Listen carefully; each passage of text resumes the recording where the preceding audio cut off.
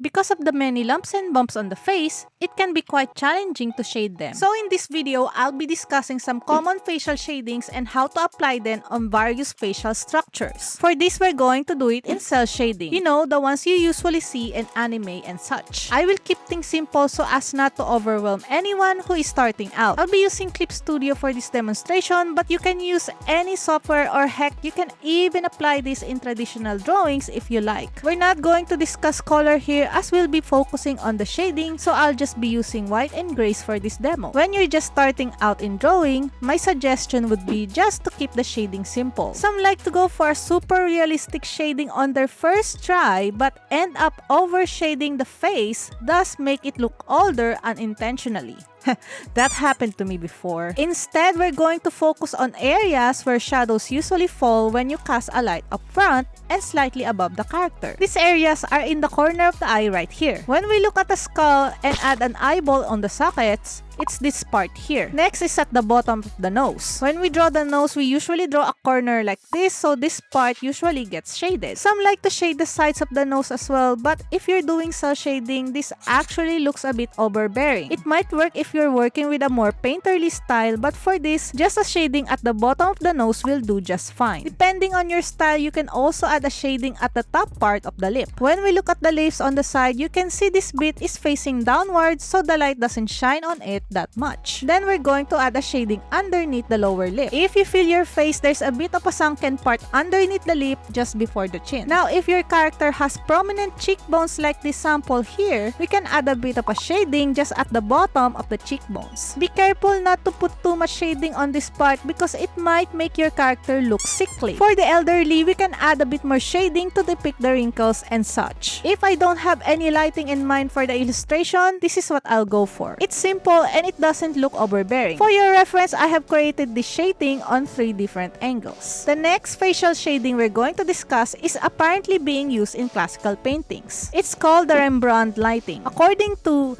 a reliable source, film director Cecil B. DeMille was the first one to use the term. If you don't know him, it's probably because he made films around 100 years ago. Anyway, the main characteristic of Rembrandt lighting is this triangle of light that forms underneath one of the eyes. This triangle should be no longer than the nose and no wider than the eyes. To do this lighting, we're gonna start by adding a shading on the far side of the forehead. Then we're going to follow the contour of the bridge of the nose. At the bottom of the nose, we're going to draw a diagonal line toward the mouth. Like before, we're going to add shading at the top lip. Then we're going to add shading at the bottom of the lips, going around the side of the chin. Then we're going to add the signature triangle of light. We can add a bit of a shading by the cheekbones here if it's prominent. This is optional, but you can also add a bit of a shading underneath the side of the eye as well. This shading is widely used in film noir and it adds a mysterious and dramatic feel on the character. Here is Rembrandt lighting when applied to different angles and facial structures for your reference. If you have any questions, leave a comment below. Next, we're going to do some backlighting, although we